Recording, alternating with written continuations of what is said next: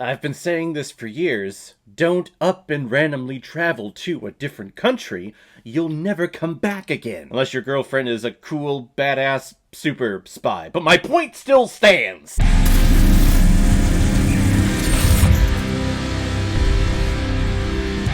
Ghosted, released this past weekend on Apple TV and is directed by Dexter Fletcher, who has also directed such films like Eddie the Eagle, Rocket Man, and The Offer. And this film is starring Chris Evans, Ana de Armas, Adrian Brody, and a whole bunch of fun little cameos that I'm not going to mention here, but when they do pop up, it got a huge ass chuckle out of me because it's like, oh yes!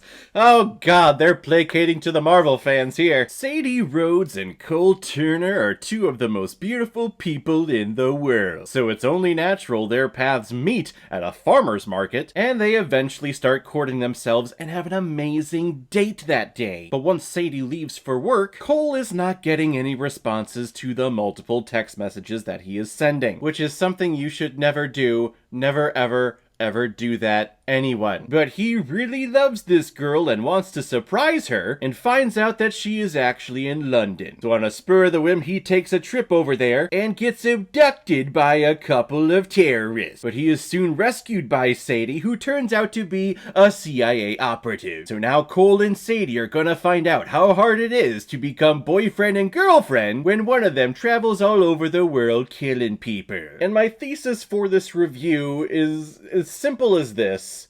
You've seen this before. Like, I feel like I've seen this movie before. Maybe not in other movies, but I've definitely seen this on some, like, comedy sitcoms. Like, I'm pretty sure that this premise I have seen in New Girl multiple times. Maybe not the CIA part of it, but someone went out on a date and then they did the whole texting and calling and leaving, like, 50 voicemails. I've seen this so many freaking times. And because I have seen this story play out, or someone reveals themselves to be a secret agent, I kind of check out a lot because nothing in here is reinventing the wheel, nothing here is brand new. The only thing that's keeping my attention is that it's Ana de Armas and it's Chris Evans, and they're two freaking gorgeous ass people. Their friends in the movie keep saying, like, oh, the sexual tension is real. And I'm not sure I absolutely believe that, because I felt that the chemistry wasn't clicking on all cylinders here. But I feel like that sexual chemistry that everyone was talking about is something like in our own, like, sexual desires when we watch this movie. It's Chris Evans and Ana de Armas. Yes, I want to see these two hook up.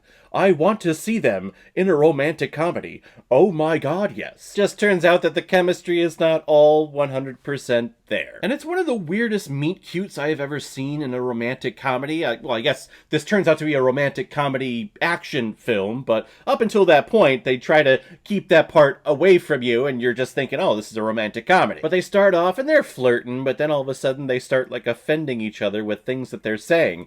But then someone says, like, no, you're two beautiful people. You guys need to belong together. You guys need to have sex with each other. Because if you two can't hang out with each other, then how is it possible for the rest of us in this world to find some hotness? You two get together. And so they do, and then it's lovely, and then they separate, and then he kind of slightly stalks her, because he leaves his inhaler in her purse accidentally, but it has a little tracker on it on his phone, and he realizes that she's in London. So he, on a whim, travels to London, because it's a romantic gesture, and you've seen that before in romantic films and romantic comedies. You go, yeah, that is kind of romantic, isn't it? But then you take a step back and you go, no, that's kind of creepy. You're kind of legit stalking her with an app.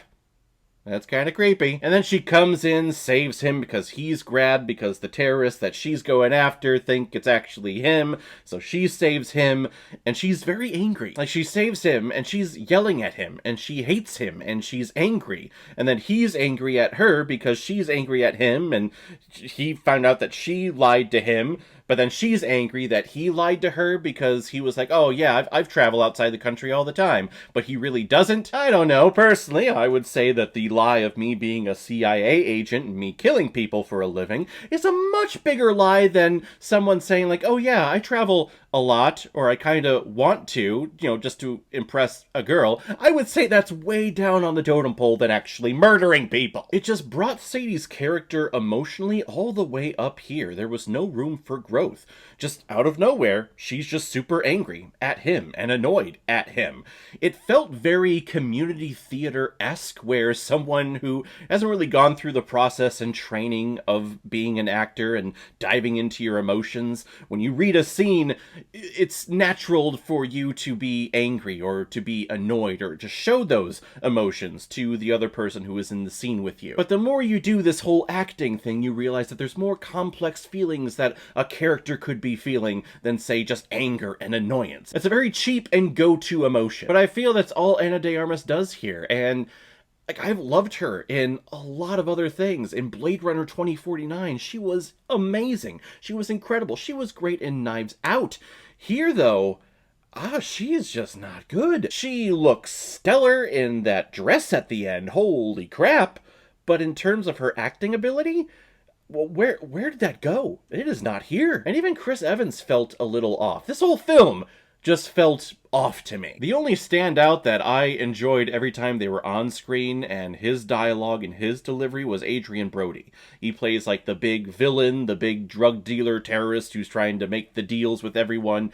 What he's doing with his voice, maybe I haven't heard his voice in a very long time, but I always thought it was kind of like mid to high, but here he is just grovelly and he is in the bass section. And it's kind of sexy as hell how low he can get down there, and that accent that he had, I don't know what accent it was, but it sounded pretty damn good. Adrian Brody has been killing it lately. I remember him in Blonde last year playing Arthur Miller, and what he was doing with his voice there I thought was just incredible. It didn't even sound like him. Here it's the same way, but again, maybe I just don't know what he sounds like. It's been so while since I've heard his natural voice. Ghosted is just your run-of-the-mill romantic comedy that they try to put a little action twist on it, but it ends up being nothing special. There are some hilarious cameos in here. If you're a Marvel fan, you will absolutely love them. Hell, if you're a fan of, well, I guess what, I'm not going to spoil who it is, but there is an actor that comes just out of the blue, out of nowhere. I guess if you've seen his movie, I think it was a couple of years ago that Chris Evans cameoed in, all of a sudden he shows up in here. So maybe there is just like a give and take between the two. I don't know. But the cameos in here are fantastic. It made me laugh out loud, literally. Why did I just say laugh out loud? Why didn't I go LOL? Oh my god, I'm so freaking old. Ghosted, it's here, and then you're probably going to forget about it like the very next day. I've forgotten a lot of it, and I watched it last night, so yeah, it was just kind of a run-of-the-mill action thing. It wasn't terrible, it wasn't fantastic in any way, it was just I'm gonna give Ghosted 2.5 out of 5 Blu-rays. I found that if you have a goal, that you might not reach it. But if you don't have one, then you are never disappointed. And I gotta tell you, it feels phenomenal. So guys, if you've seen Ghosted, what did you think about it? Or if you've never seen it before and you stumbled across it because of this video, then comment below, let me know what you thought about it. And as always, if you like what you see here, if you like my take on movies, then hit the subscribe button and make sure you hit that bell so you know the next time I'm releasing my next movie review. So guys, I will see you next time on the channel, but in the meantime, be well, be good to each other, and go watch a movie. Take care, guys.